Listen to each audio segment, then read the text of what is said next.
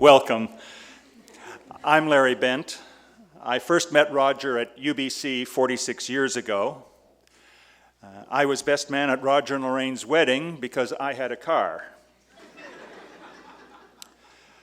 The formal part of the celebration will be about an hour. We will be hearing from people who knew Roger in various aspects of his life. And after that, there will be a time to socialize, eat, drink, share memories and stories. And now a few instructions for the celebration. We're not going to have one of those funerals with Coots Hallmark prayers said by someone Roger had never met. No. For the love of God and for the love of him, let's have a memorial with gusto. If this is to be a celebration of a life, then let's celebrate. While we're saying this goodbye, we're going to have music. His music, the music he loved, music of Dylan, and music with his own words. Let's have songs of our own devising, songs that are an act of joy, an act of love, an act of remembering. And let's have everybody sing, not timidly, not politely, but let's fill up our lungs and sing with passion. Sing like we are alive, glorying in the sounds that human voices make. Weep if you will, but don't hide it. Don't run from the room. Don't be ashamed of your weeping. Show any brokenness openly, knowing that it is a tribute to him and that time will heal. But if you weep, remember to laugh as well. If some private memory bids you to do that. Laugh out loud. Even laugh at times and in ways others may feel inappropriate. Laugh until the tears come. At this memorial, there are no tepid handshakes. Give each other hugs. Not little pat-a-pat A-frames, but big, full-bodied hugs that confirm that you're still inside your bodies, that you can still move, feel, cling to one another. Remember, a hug is an act of communion.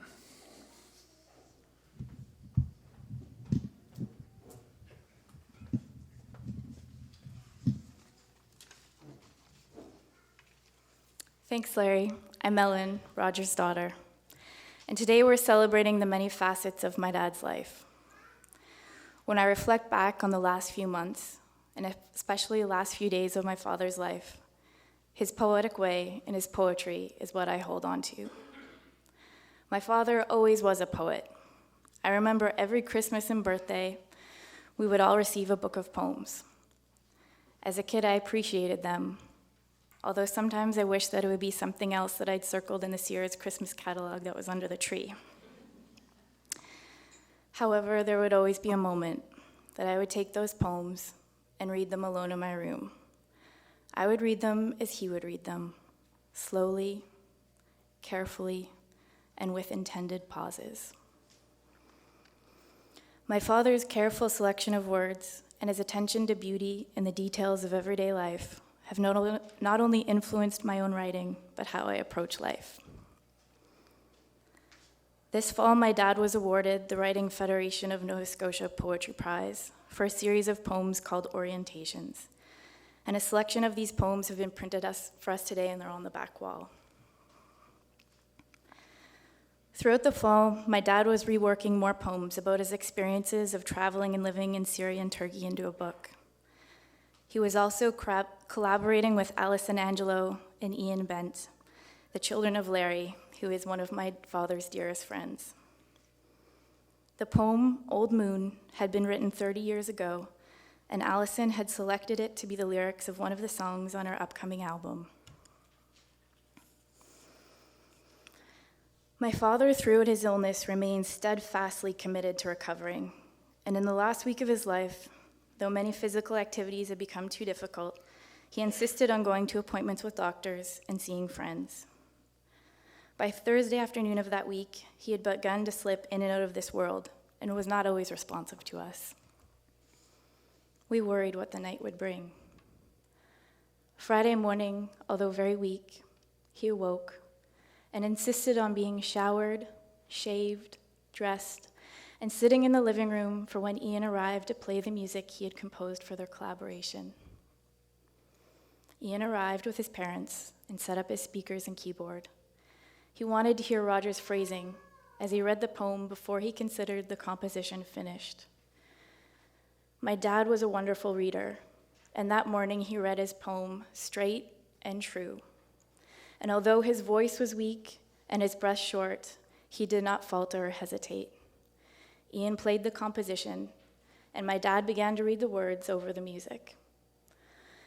All of us in the room were spellbound, as it was obvious the tremendous effort that it was taking for my dad to read. A short while later, Ian and his parents left, and my dad slumped down in his favorite brown leather chair, and we helped him move to the couch so that he could lie down. Although he did say a few words to us before he died early the next morning, the last full sentences he spoke were his poetry. And here now is Larry, Allison, and Ian to read and perform Old Moon.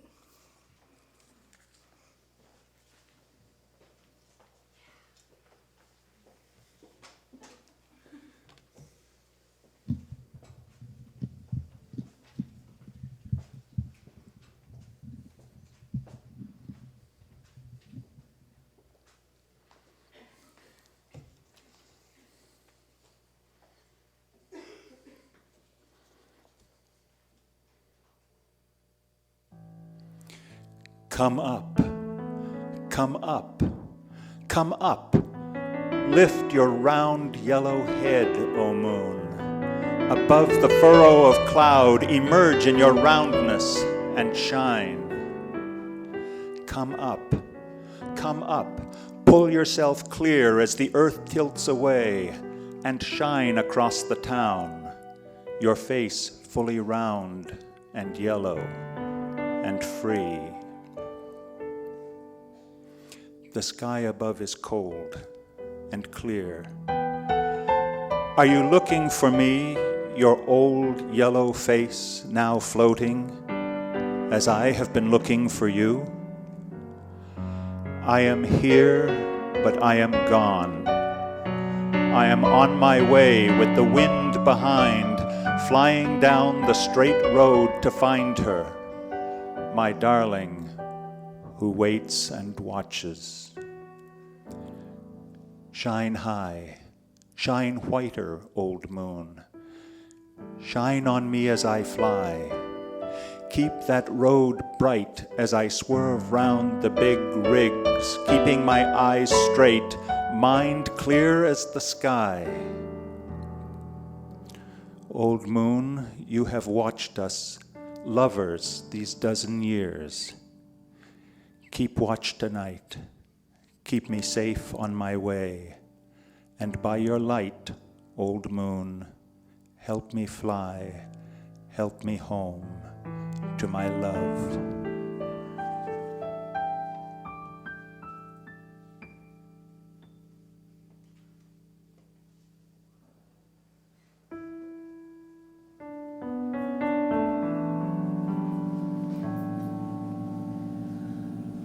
Come on.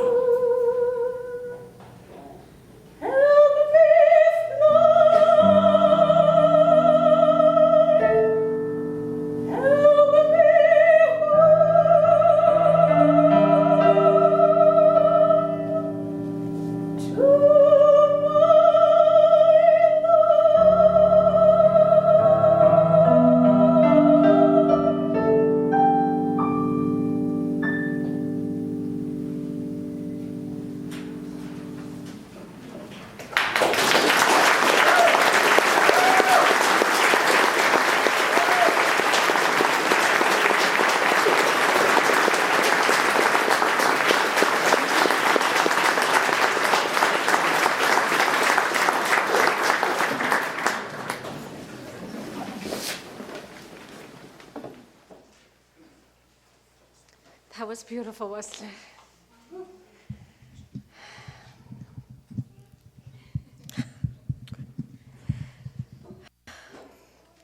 You need to get your breath after that one.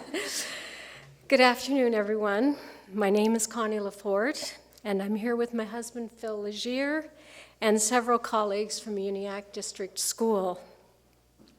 It is indeed an honor to have been asked by your family, Lorraine, to say a few words. You have been in my thoughts and my prayers for the last month and will continue to be so. I was Roger's last vice principal at Chignecto Central Regional School Board. I later succeeded him as principal of Uniacke District School, where I remained as principal for the next 6 years until my retirement. I had the pleasure to work with Roger for one full school year and to learn from him. The idea that in order to be successful in any profession, you must adhere to the concepts of respect and responsibility were at the core of Roger's beliefs as a school administrator and an educator. He knew what he was responsible for, and he did it. He was respectful to all staff and made sure that he supported them in doing their job.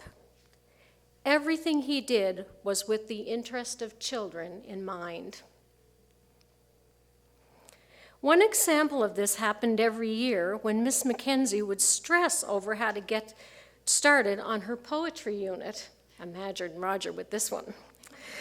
She would invite Roger to introduce the unit.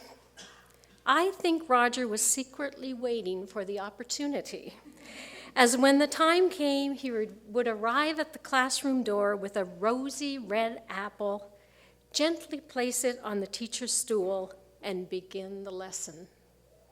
Miss Mackenzie said each year he did the lesson with the excitement and enthusiasm of a first-year teacher. Roger loved teaching. In fact, he enjoyed being with the kids doing poetry so much that when Miss Mackenzie transferred to Elmsdale, he continued to introduce her poetry unit, arriving at her new school with the shiny red apple. When Roger would walk down the halls during school time, he'd wave to the kids. They weren't allowed to talk as they walked by, and they loved to reciprocate with their big smiles and their waves. I'm not sure whose eyes twinkled more. When it came to report cards, Roger was a stickler. They had to be meticulously written, which you can imagine, and that was to the chagrin of many of the teachers, probably most. Roger knew the importance of proper communication with the home. On the other hand, he loved when teachers would add personal comments about the children in addition to their academic growth. I remember when Roger and I did interviews, he was not looking for candidates who were highly qualified, but for those who showed a genuine interest in children. One of the qualities I enjoyed in Roger most was how he led by example. He was not only an administrator, but shared what was important in his life outside his work. He invited Phil and I to meet Lorraine at their home in Purcell's Cove. He also invited us to go to an art exhibit at the Province House. We shared celebrations together, including weddings and funerals. In our kitchen, Phil and I have a very well-used breadboard, which he and Lorraine gave us for a wedding present. Whenever I cut bread, I think of the raisin bread and peanut butter sandwich that Roger had every day for lunch. It is known in educational circles that a VP is a principal in training. That was my year with Roger. He cared for us all equally, staff, students, and the school community. It is no surprise that what people remember of Roger as an administrator was how he treated them and allowed them to grow and learn in a safe environment. Lorraine, you and your family can be very proud of the impact Roger had in his role as an educator.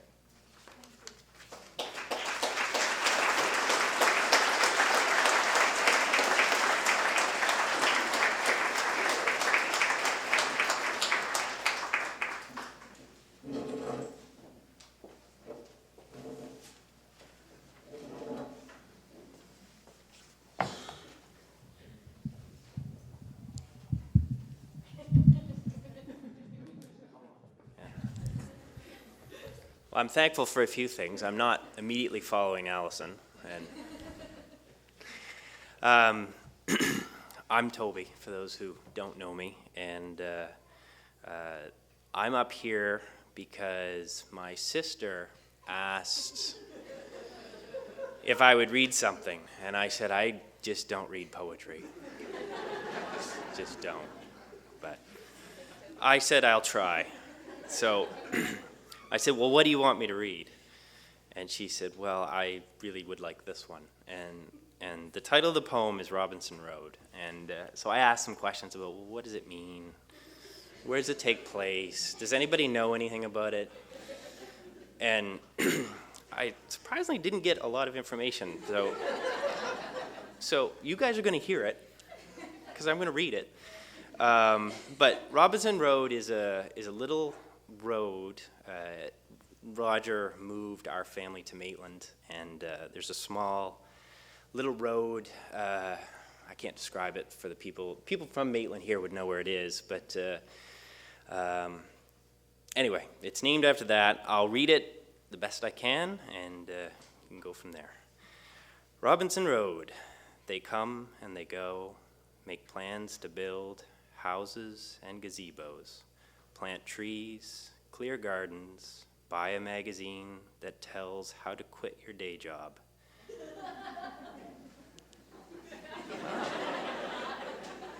I didn't realize that was a laugh there, but that's good. For the dream of full-time writing. See, oh man, I lost my... Anyway, they come and they look with wonder at this place. Dream of an orchard here, a barn over there. The sky so blue they didn't notice the thistles, filling in the spaces, the creep of the alders. They can dream all the summer sky time. They've come and they've gone. The garbage bags are buzzing, the goldenrod grows high. Next to the doorway, they've left behind a clothesline and a broken wheel, a rusted plow and pine trees they planted, a garden space gone over to dock and sorrow. What remains is the wind, the flow of the tide, the sweet white clover in the ditch, and the grasshopper. Thank you.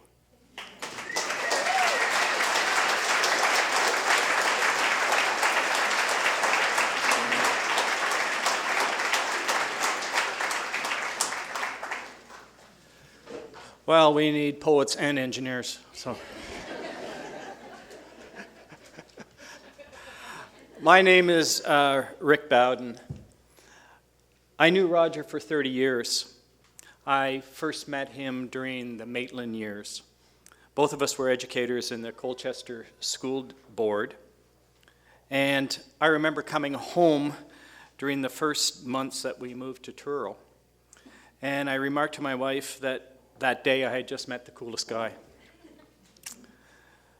Well, for the next 10 years, we hung out together as our families grew up, and we shared our family's life events together. That cool guy became my close friend and confidant, and over the next 30 years, I watched Roger's career as he moved from Maitland to Brookfield Memorial, to Ellis Street School, to Uniacke District, and then finally, after he retired, overseas to Istanbul. During these years, I got to appreciate the depth of this man. The poet, the educator, the writer, the political organizer, the family man, the activist, the intellectual. Always curious, always interested. Roger had the unique ability to provide new insights and solutions to old issues. Even when Roger wasn't teaching, he was a teacher. Today, I want to comment on his passion as an educator. It's been said that to be a teacher is to be a learner. Well, Roger was a fellow student and a lifelong learner. Good teaching is about loving and listening, sharing and supporting. It's about creating a risk-free environment where even the most reluctant learner will take a chance. It's about believing that even the most damaged, weakest, marginalized, and most challenged deserve an equal opportunity for success. But most of all, it's about respect and belief in people. Roger was this teacher. Children under Roger's tutelage were provided with the best education that he could provide. He used every bit of his ability and influence to ensure that his kids, mostly from rural areas, got an equal education. It was never about him. It was always about children and how he might lessen the burden that many of these children face just getting to school every morning. Roger made sure that his school was the best thing in a child's life. It was an oasis, a refuge, where maybe for a few hours of each day, a child could feel good about himself and experience success and forget about the poverty or abuse or fears or other hardships that those children faced. Roger stood up for his beliefs. He practiced what he preached. He showed others by example, and he lived by the values he professed. You know, one of the sad truths of our profession is that Roger probably never fully realized the effect that he had on the kids that he taught.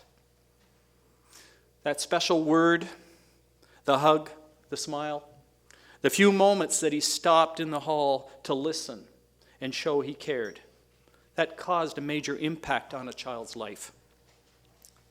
I am certain that there are former students, maybe some that Roger hardly remembers, that attribute their success to Roger's caring and compassion. His memory lives on in the hearts of many people as they know who was there for them when they needed a helping hand the most. Roger, my friend and colleague, I want to thank you for exemplifying the very best of the education profession. You gave students hope and the means to fulfill their aspirations as you guided, nourished, encouraged, disciplined, and loved them. Your memory will live on, and your wisdom and caring will be passed on in the lives of your many students. Roger, you are missed. Thank you.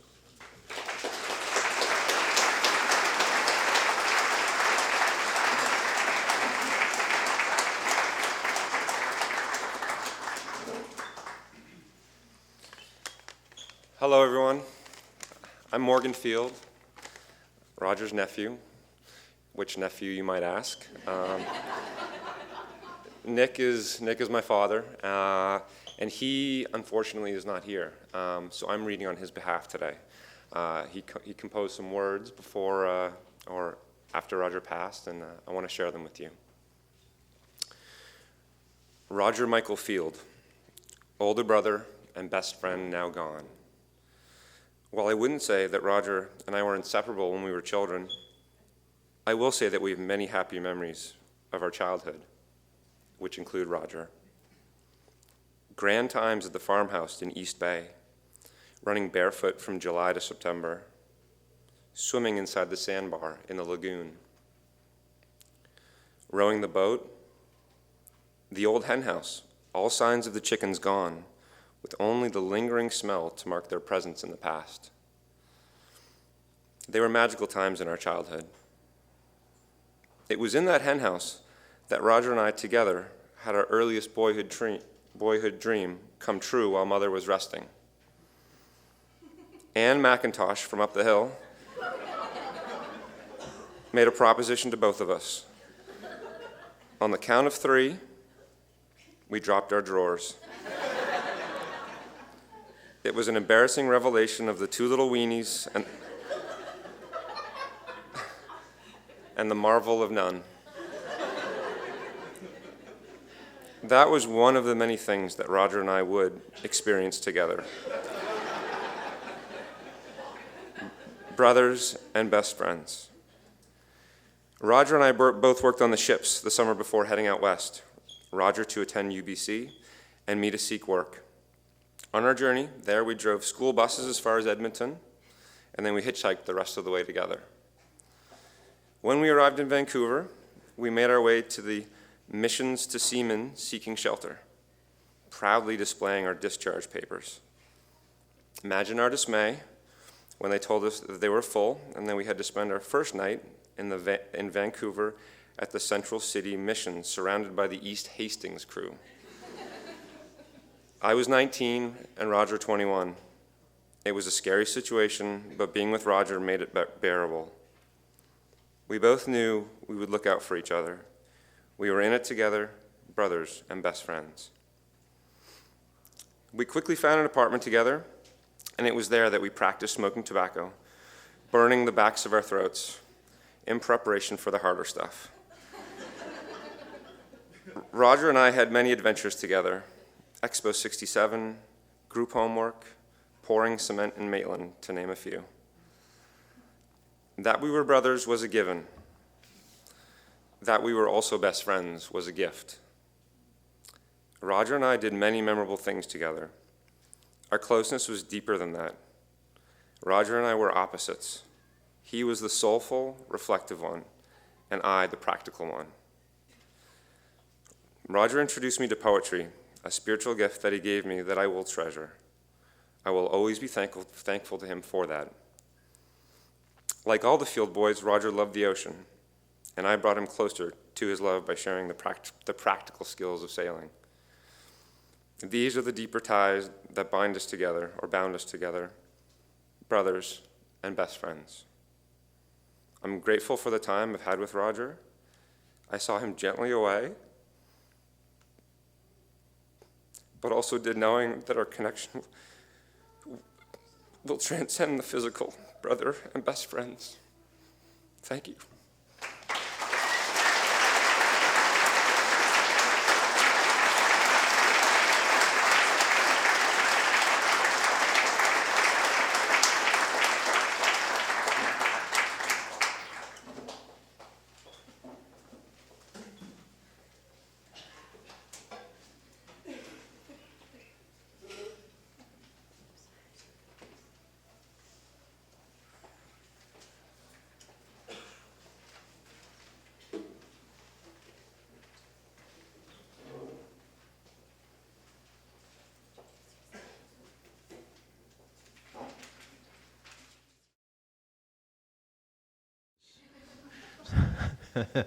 Hi, I'm Greg Denton. Roger called me Greggy when he was in a good mood. And he called me Denthead when he felt like giving me the gears. I met he and Lolly in 1984. You guys were still in Maitland, and Lorraine came to work at Sam the Record Man in Truro, where I was doing my best to hold down the bastion of Bohemia in Truro.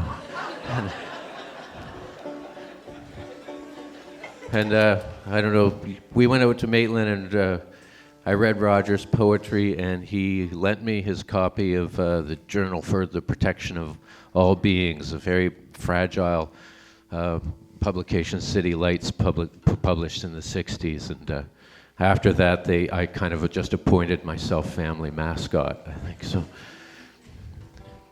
And I don't know, we're going to do a couple of Dylan songs here.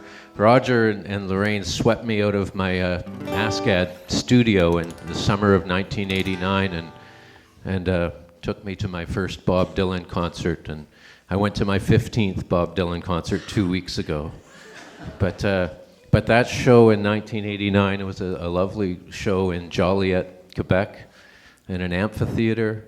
And it was a kind of special show for Dylan nerds, because Dylan sang a song in that concert that he'd never sung before and he'd never sung since. And I just got a bootleg copy of that, and I think it's a song he wrote but never did anything with. A lot of the internet thinks it was a Dion and the Bellman song, and I was mistaken until I actually heard it. How many years later? Oh, I don't know. Anyway, you go ahead, Bill. Well, and I'm Bill Plaskett. I've not known Roger as long as many of you folks here. I met him a couple of years ago through our mutual friend Heather, who is here somewhere, over there somewhere. But you know, when I first walked through his door, I felt like I was his brother. It was a funny feeling. He kind of put that onto me, you know? Yeah. And what else? I bought a used Mercedes-Benz a little while ago that had bad rust in the underneath that I didn't know about. It had a brand new MVI on it. And I discovered later that it had been MVI'd up on the Knoll shore, right, which is in the same territory as Maitland. But it had one of those country MVIs, right? It was brand new. Anyway, I was kind of angry at the person that I bought it from. And I told this story to Roger. Remember that? Yeah, at the dinner evening. And he said it reminded him. And I said, I'm going to take this guy to small claims court, you know. And he said it reminded me of the time that Lorraine ordered a cord of wood when he was away. And he came home to find that it was a short cord. And he said, I'm going to take that guy to small claims court. But then when he found out that he had to pay, the money that he could have reclaimed through small claims was about $90. And it would have cost him $90 to make the application. He said, Bill, don't bother. Anyway, but you went to a Dylan concert. Did he sing this song that we're going to sing now? No. No, he didn't. Well, there you go. No, he didn't. This is for Roger. He did sing the one that I'm going to do after this. There you go.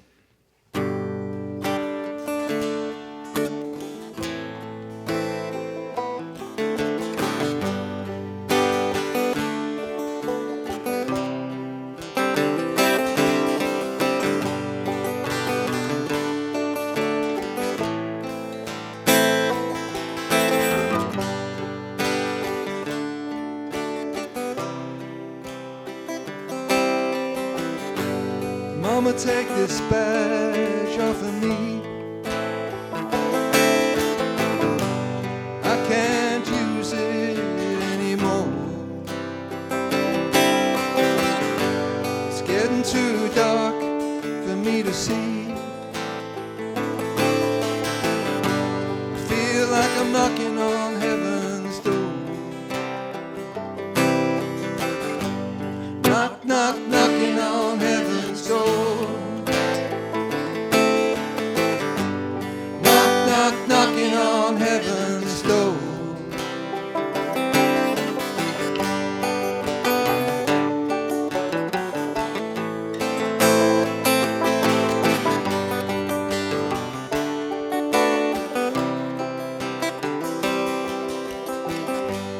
Mama, put my guns in the ground. I can't shoot them anymore.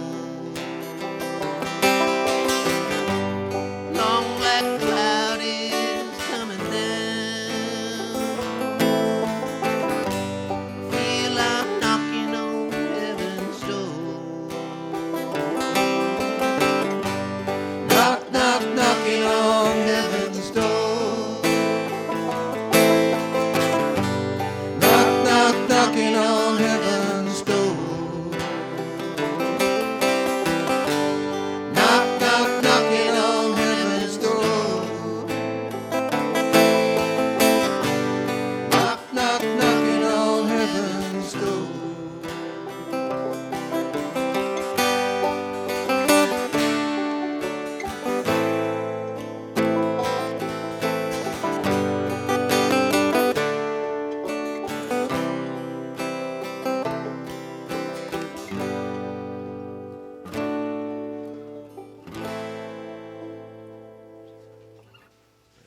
There you go. Knocking on heaven's door.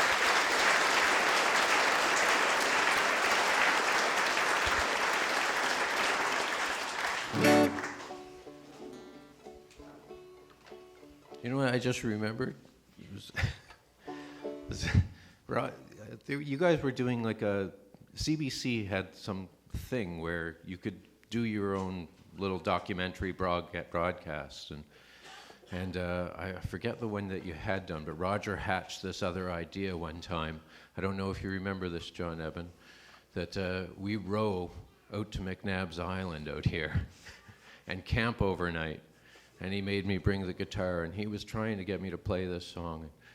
And yeah, I don't think we ever made a broadcast out of that trip. I do remember it. It was it was a memorable thing, but it wasn't a successful broadcast trip.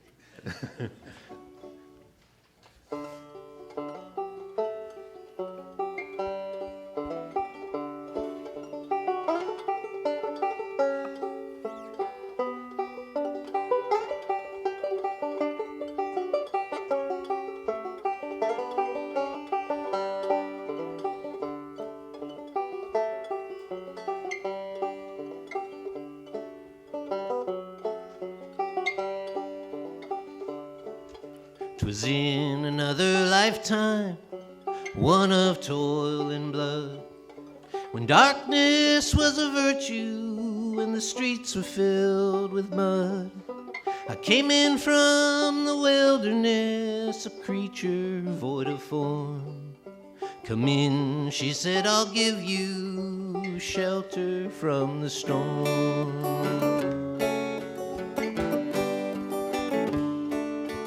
If I pass this way again, you can rest assured I'll always do my best for her, on that I give my word. In a world of steel-eyed death and men fighting to be won, come in, she said, I'll give you shelter from the storm.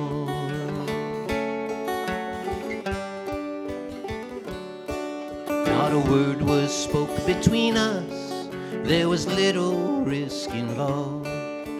Everything up to that point had been left unresolved. Try imagining a place where it's always safe and warm. Come in, she said, I'll give you shelter from the storm.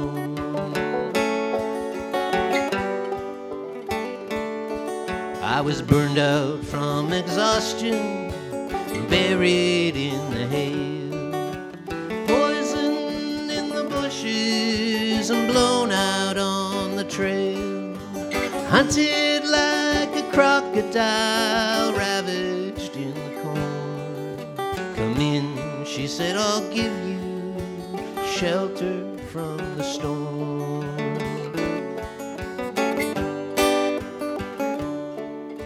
Suddenly I turned around and she was standing there, with silver bracelets on her wrists and flowers in her hair. She walked up to me so gracefully and took my crown of thorns.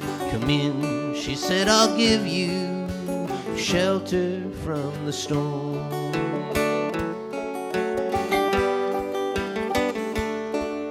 Now there's a wall between us, and something there's been lost. I took too much for granted and got my signals crossed, just to think that it all began on a long forgotten morn. Come in, she said, I'll give you shelter from the storm.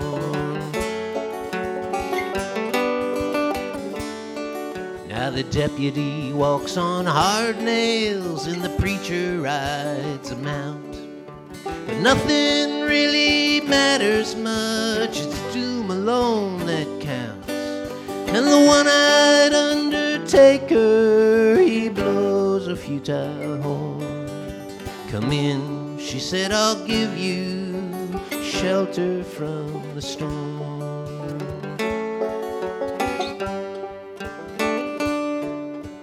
I've heard newborn babies wailing like a mourning dove, old men with broken teeth, stranded without love. Do I understand your question, man? Is it hopeless and forlorn?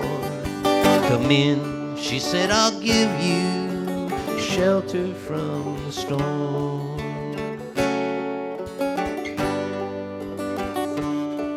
In a little hilltop village, they gambled for my clothes.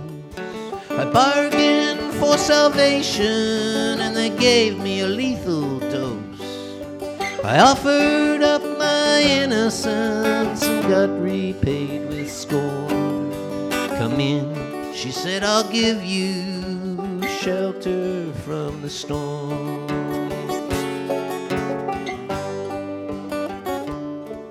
Now I'm living in a foreign country, but I'm bound to cross that line.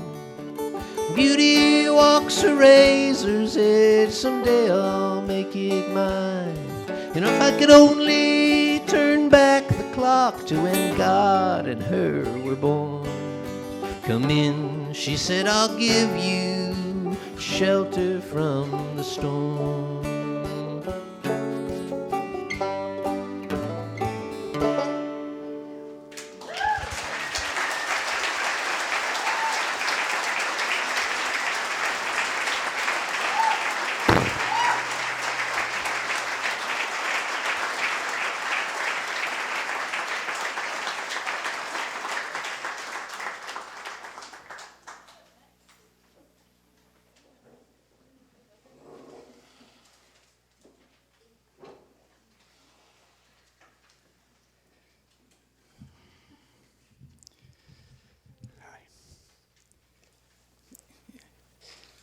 If I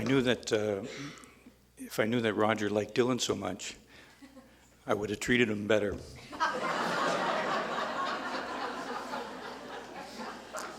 I didn't realize until I read the program that he was such a fan, and I feel terrible for all of those meetings and mistreatment. My name is Lee Cohen, and I know Roger through our refugee clinic. Roger was on the board of directors for the Halifax Refugee Clinic. He was on our board for about 2 years, maybe. It seemed like he was on our board forever. I'm trying to recall the moment that I asked Roger to join our board. And my experience in the past when I would approach somebody to sit on our committee to govern our refugee clinic, to assist in doing the work that is so important, the response is usually very immediate and very positive, and the person that I've approached is usually quite excited with the invitation. That wasn't so with Roger. Somebody earlier this afternoon mentioned how particular he could be and what a stickler for detail he could be. And when I asked Roger if he would sit on our board and assist us with our important work, his response was, I would like to have a meeting with you and talk about it. And I had never had that experience before in this capacity, and I was very concerned about what might ultimately transpire. And so we met in a place that was appropriate and consistent for the august purpose for our meeting. It was some coffee shop across the street from the Split Crow. And it was at that meeting that I came to realize that I wasn't really interviewing Roger. Roger was really interviewing me. And I also came to realize that midway through this meeting, I wasn't at all sure he was going to accept my invitation to sit on our board. And I'd never had that experience before. And I was worried because I wanted him there. Roger had already distinguished himself in our clinic. He was a volunteer, and we have many volunteers in our refugee clinic. all of them special people in their own way, and Roger was certainly that. He not only befriended all of the staff and members of our directorship, but he became a mentor and a friend and a guide and an instructor and a teacher and a writer and a grant writer and a person with good ideas, and became quite invaluable. And then he went even beyond that, if going beyond that is even possible. Roger started taking people into his home, and Roger's home became a place where not only some of our refugee claimant clients would live for periods of time, but even our staff was living there at some point in time. And it was becoming a bit of a concern, and professional boundaries were being breached, professional distance was being violated, and I actually had reached a point in my own thinking where I might approach him at some point in time and see if he wouldn't sign a lease for me to move in. I could see no reason why I should be suffering in my own home by myself when I could have been living with Roger for all of that time. Roger did accept the invitation to sit on our board, and as I said moments ago, he may have been on our board for as long as 2 years, but it seemed like it was much longer than that. And I am also a little bit angry because he arrived on our board and inserted himself in a profound and fundamental way in our organization at a time when we really needed his counsel. Roger arrived on the scene at a point in time that I would describe as being really the third generation of our refugee clinic. And we needed to take giant and bold steps into new directions in order to ensure that the clinic would survive and prosper and do what it was designed to do. And I was quite excited by having Roger be one of the thinkers and the movers in our organization. We had pretty big plans, and we will continue to implement those plans, and we will do the best that we can in his absence, but always in his memory. Every once in a while, somebody marches into your life and makes you realize you can live your life better. And for me, Roger was one of those people. It was a gift to have him in our clinic for such a very short period of time. And he made a huge difference in a very, very short period of time. And we will move forward. We will do the important work that we have designed to be our purpose. And we will learn from the lessons that Roger taught us. And we will benefit from not only the gentle, soft-spoken, highly principled person that he was, but we will also benefit and learn from the fact that side by side with that gentility was a real warrior for human rights. Thank you.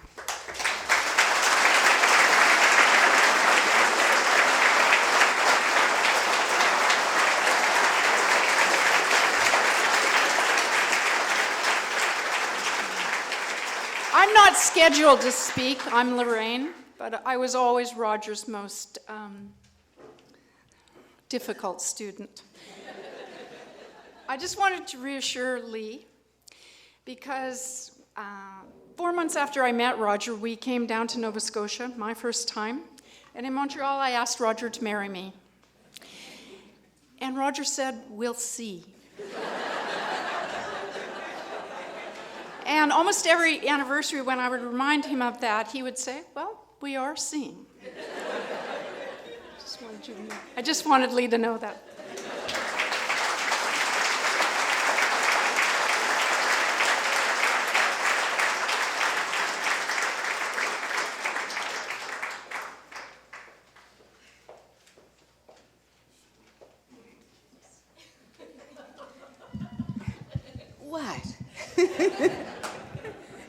Now, he wouldn't laugh.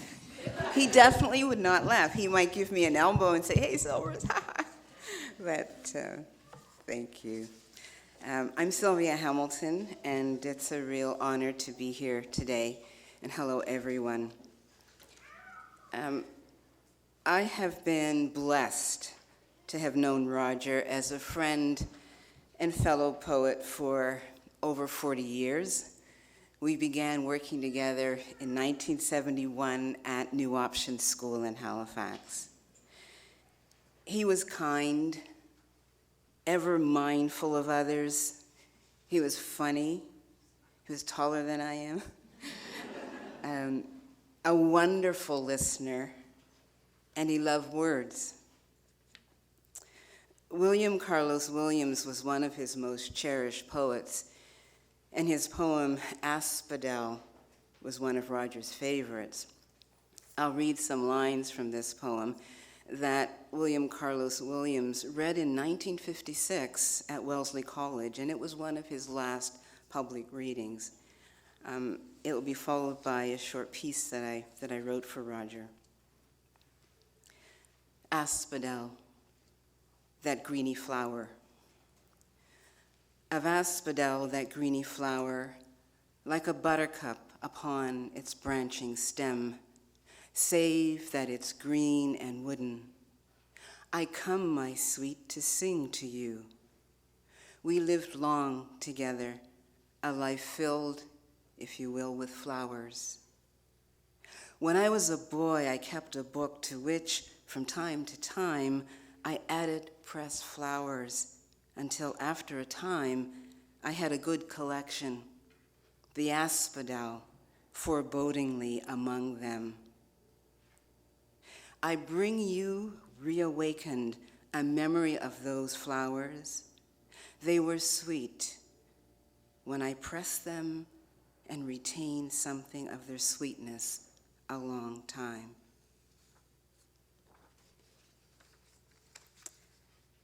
And this is called October Song. I took a walk for you today. It's fall, but temperate. The clematis was blooming, its lilac petals kissed with a thin layer of lavender.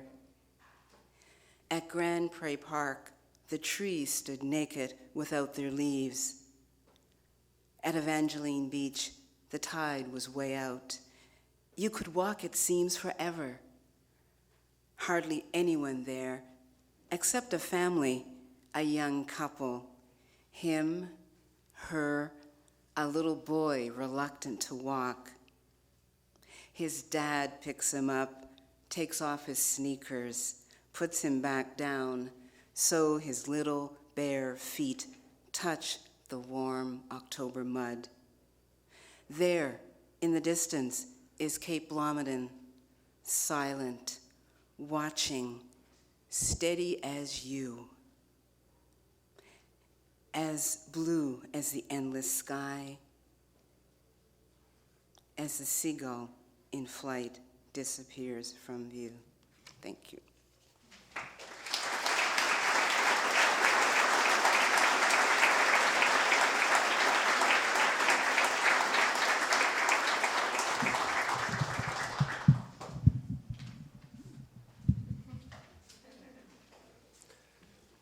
I'm Chris, the eldest of the 7 field boys, and I'm taller than Roger.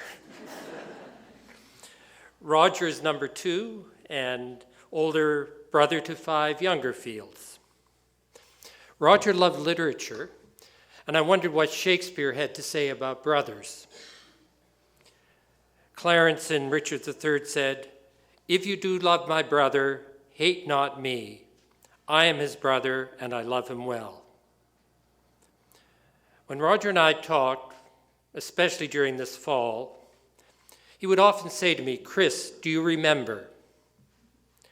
He was my memory keeper, and now I have to be his. I wanted to share just 2 short memories of Roger from discussions I had with him in October. We were sitting on the sofa in their house at Ferguson's Cove looking at Halifax Harbor, And he said, "Chris, I want to show you a poem I've just written." He said, "You're probably the only person in the world who would mean anything to." It was probably describing an event in about summer of 1948, I'm guessing. We had a cottage at Purcell's Cove, and we would walk through the woods, through the dark woods, with fearsome dogs, to our Auntie Monty's house, which was on the shore overlooking Spectacle Island. We'd stop at the dump and pick up tin cans, carnation tin cans, which we'd then take to the shore, fill them with water, and try to have some hot water, some warm water, and some cold water. I've not seen the poem since. Roger said it was one of his earliest memories in life. About a week later, we were talking about early time at Dalhousie, and not all of you may know that Roger started in Dal as a pre-divinity student. This is in 1961. By the end of that year, he dropped out of pre-divinity, and I never quite knew the story, and he said, "I'm going to tell you why I dropped out of divinity." He said, "I was in French 1, and I had the instructor, his name was Monsieur, perhaps Lefebvre. Roger told me the name, and I've forgotten it. I always relied on Roger to remember these things. Roger was sitting after class, a little bit slow. He said, "Monsieur Field, what are you planning to do with your life?" Roger said, "Sir, I'm in pre-divinity. I'm going to be a minister." Monsieur Lefebvre thought for a minute and said, "I do not think so. You have too much sparkle in your eyes." I think we all remember the sparkle in Roger's eyes, and may we all be his memory keepers. Thank you.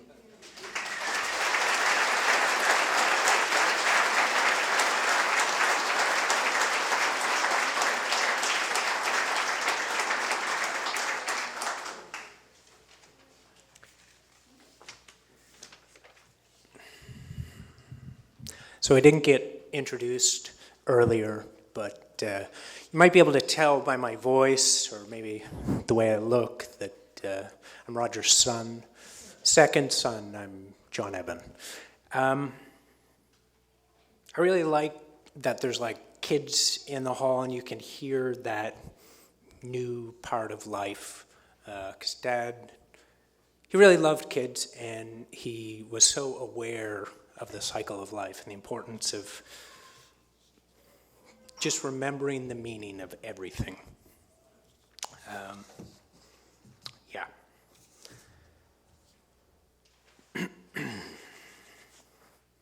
Roger was many different ways for different people. For some, he was the silent, patient listener, the person to whom they could come and share their concerns and always find warm reception. He would hold whatever the weight or load so they could come to realize that what they needed was already within. For some, he was the writer who could discover the beautifully apt word, phrase, or rhythm for expressing an emotion, meaning, image, or sense. For others, he was the teacher who would calmly ask questions until by dint of his focus and the warm sharing of his example, they came to understand. For others still, he was the administrator who calmly held a school together day in and day out, year after year. My father was a person who embodied kindness, patience, love, honesty, wisdom, humor, and brilliance. And now that he is gone, there are days when the world feels a little emptier. But there are also many, many more days where his presence rings around us like the sparkle in his blue, blue eyes. I had the privilege to know him as a listener, as a writer, a teacher, and yes, even as an administrator. But through all these layers of relations, he was always my father. Recently, a friend of mine asked, "What did you and your dad do?" And for a moment, I was struck dumb. We did not hunt or fish, play or watch sports, go canoeing or hiking, rebuild antique cars, or any of the other things I imagine fathers and sons bond over. It took me several moments, but I said, "We talked." My father and I had a conversation that filled my life. Dad was willing to have a conversation with almost anyone about almost anything. He was open. And I feel uniquely honored to have had my conversation with Roger, containing the degree of intimacy he invited and breadth and range of awareness he offered, and I'm sure everyone sitting here feels the same. We spoke of art, poetry, meaning, beauty, love, grief, and madness. We spoke of birds, of the rightness of a word, of the joy of numbers, of possibility in life, and of course we spoke of death. My father was an adventurer in life and in words, and as you know, it was always a pleasure to meet him wherever he was wandering, because that is precisely where he was. In my mid-20s, I experienced a crisis. Let us speak truthfully. I went crazy. That's a joke. And I ended up in a psychiatric ward in the Abbey Lane Hospital, and all kinds of great other people have ended up there too. But the dedication and resilience of my entire family allowed me to return from those dark abysses. But early on, I remember Dad. After working all day at Mount Uniacke, he would drive into the city, come up to my room, check me out of the ward. And as we walked down to the summer savory cafeteria, I would try and convince him of all the terrible things I was certain I had done. Walking by my side, holding my hand, he would patiently listen as we picked out a muffin, lemon or blueberry, and a juice, always cranberry. And then we would sit alone and talk. Day after day, he would listen to the stories I had concocted to explain why I felt so horribly. And at some point in these conversations, he would say the same two things. First, he would recite a line from B.P. Nichols' Martyrology that says humans are approximate and conditional. And in the search for the certainty of my guilt, this possibility kept me alive. And at the end of our conversation, when I tried to convince him once more of my wrongdoings, he would calmly reply, "John Eben, I think we will have to agree to disagree about this for today." We continued to have these conversations until I was as certain of who I was as he was. Roger's greatest gift was his attention. When he listened, he was nowhere else. And when he spoke to you alone. Dad was a gentleman with an immense reservoir of love and fathomless patience. And if I learned anything from him, it is how being present and aware allows others to be free. He was willing to get out of the way and help however he could. His friends were given the gift of his loving friendship. His family was given the gift of his filial love and his brotherhood. My brother, sister, and I received the gift of a very wise and present father. And my mother was given his most passionate love. And to finish, I would like to read the very last poem my father ever wrote.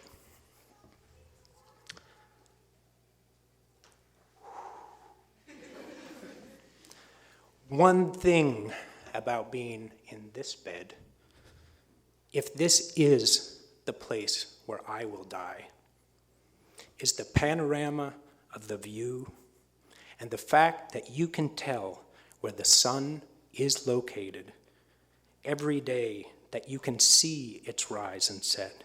And it matters to me to know this, to be located somehow on this earth of ours that we ride around on until we all arrive at and come to our own ends.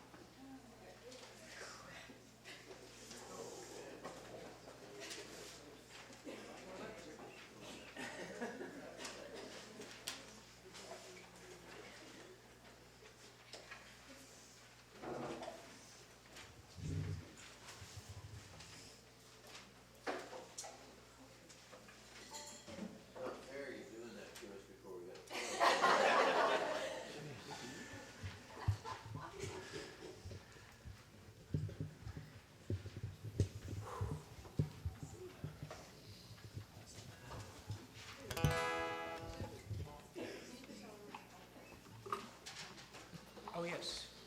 Oh, yeah. So everyone, like, now you know I'm John Eben. This little imp here is my wonderful little daughter, Miriam Juliet Field, and she and I are going to sing a song with the help of Bill and Greg, and hopefully all of you.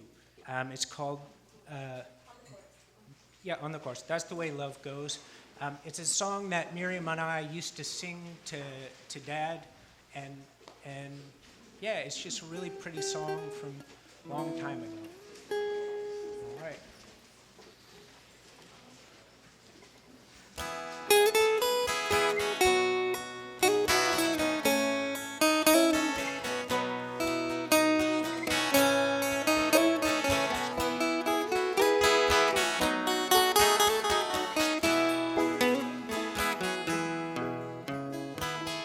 I've been throwing horseshoes over my left shoulder. I spent most of my life searching for that four-leaf clover. Then you came with me, chasing all my rainbows. Honey, I love you too. That's the way love goes.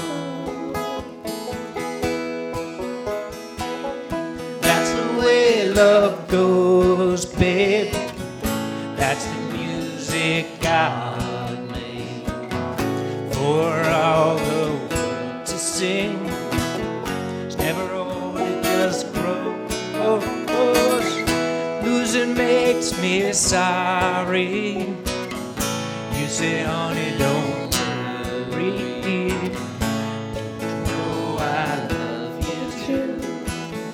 that's the way love goes.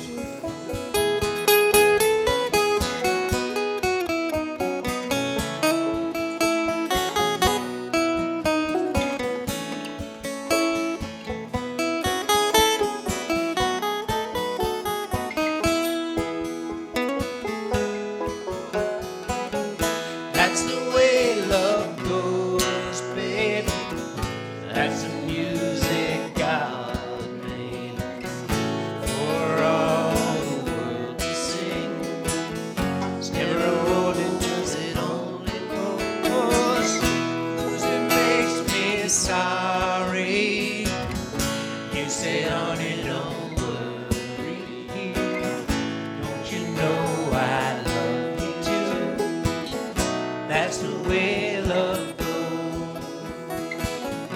That's the way love goes. That's the way love goes.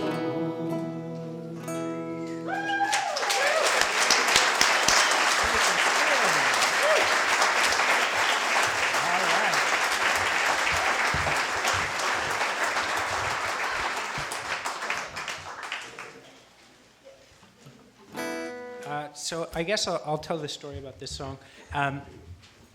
When Dad had been sick, we discovered he was sick in Calgary, and I flew out there, and it was a pretty intense time. We were spending a lot of time at the hospital, and I just decided, man, I need to do something to like change the monotony of the beeps and the oxygen, and so. I rented a guitar, and so I'd come and I would like just play for Dad, because it helped pass the time. And he loved it, and he would sing along. I'd play a lot of Dylan songs. And then Ellen told me about this song by Old Crow Medicine Show, and so actually I learned it one night, and then the next day we went in, and all four of us, me and my mom and Ellen, had the lyrics, and with Dad, we sang it, and now that was, I think, actually the last song I played with Dad out in Calgary, and we played it again, as a lot of people will know, at his boat launch, and it's a happy song. And you all have the words, so you can all sing along with us. And just by way of arrangement, I'm just going to forewarn you that at the very end we do the chorus, and it's an obvious chorus, and then we sing the chorus again a cappella without instruments, and then we repeat the last line 3 times, and we slow it down towards the end. You'll find the chorus to the song on the bottom of your page. It'll all make sense when we get there.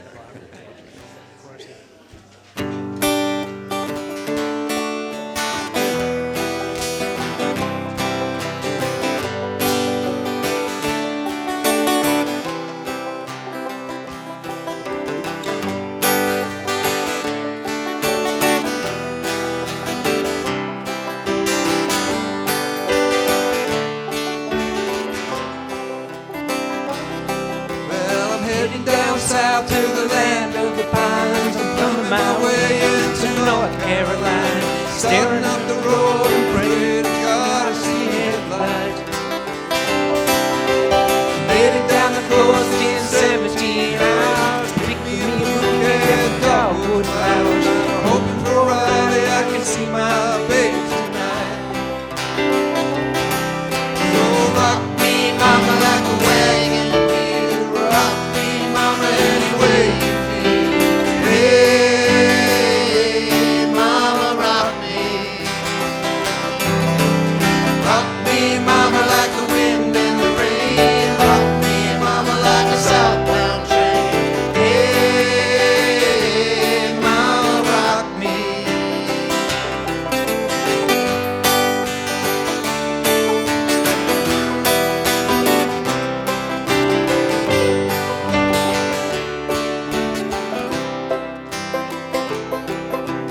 Running from the cold up in New England, I was born to be a fiddler and an old-time stringer. My baby plays the guitar, I pick the banjo now. North country winters keep forgetting me. Lost my money playing poker, so I had to get up and leave. Ain't turning back to living that old life no more. Rock me, mama, like a wagon wheel. Rock me, mama, any way you feel. Hey, mama, rock me. Rock me, mama, like the wind and the rain. Rock me, mama, like a southbound train. Hey, mama, rock me.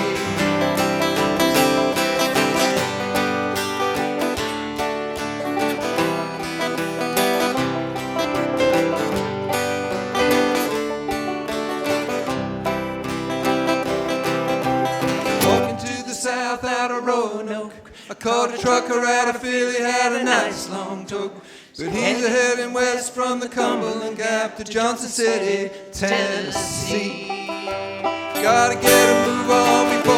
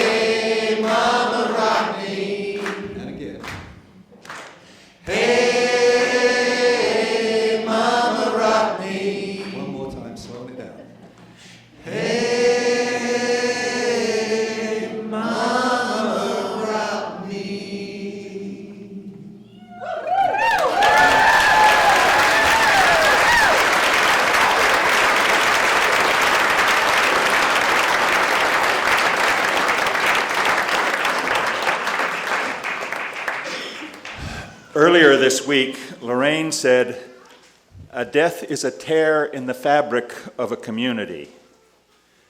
An event like this helps knit that fabric together again." And so on behalf of Lorraine, Toby, John Eben, Ellen, and the rest of the Field family, thank you to NASCAD for providing the space and so many resources, and to the NASCAD community for their support in so many ways. Thank you to the musicians for their art and their time and their love. Thank you to those who spoke for their words, their memories, and their support. Thank you to those friends and family who helped set up, who prepared the food, and were ready to do anything asked of them, plus a million other things that no one thought to ask of them. Before leaving, please take a copy of Old Moon. It has been printed on seed paper. Roger loved gardening, so when the spring air warms the soil, plant the poem and watch the flowers of his words grow. And now some final instructions. Now that the formalities are over, have something to eat, something to drink. Go to those you know and love because you both knew and loved Roger. Talk to each other, but make your conversations tangos, not minuets. Tell wonderful, funny stories. Celebrate the friendships, the loves you know, the joys you share. When you leave, don't look at the ground and sigh. Look at the sky and smile. See the blue, see the moving clouds. Say, he loved the sky, but he knew that the moon and the clouds were there long before he was born, and that they are still here now that he's gone, and they will still be here long after we all go. If the sun is shining, turn your face toward it, close your eyes and feel its warmth. If it's raining, turn your face to the rain and feel it on your cheeks and on your eyelids.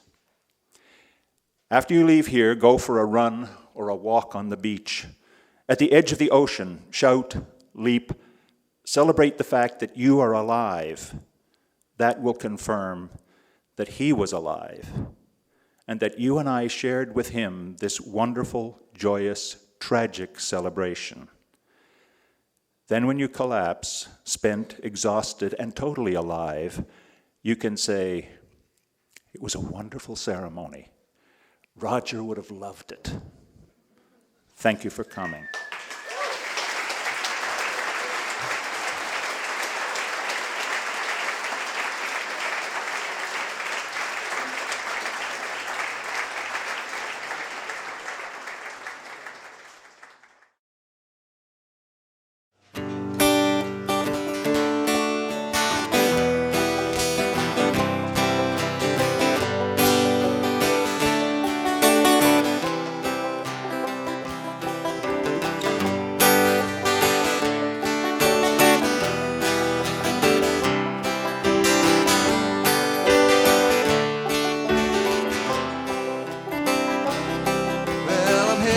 South to the land of the pines. I'm coming my way into North Carolina, staring up the road and praying to God I see headlights. Made it down the coast in 17 hours. Pick me a bouquet of dogwood flowers. I'm hoping for Friday I can see my baby tonight. So rock me, mama, like a wagon.